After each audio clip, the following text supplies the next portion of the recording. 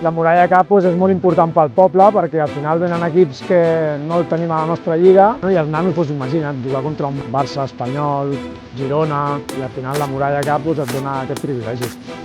Estem tota la temporada esperant per aquest cap de setmana. És una bona oportunitat poder jugar contra aquests equips.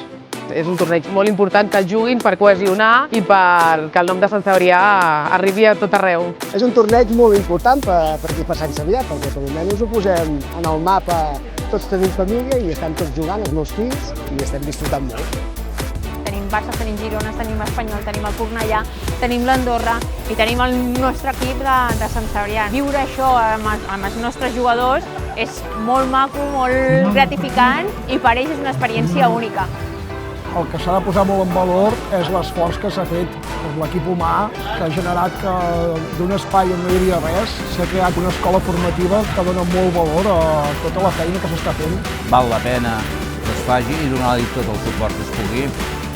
És un torneig que cada vegada anem afegint inputs nous que milloren molt la qualitat del torneig. La mostra està que tots els equips cada any volen repetir, volen vindre, i això és que es muntava un torneig molt cuidat, un torneig de referència amb la quarta edició del Maresme.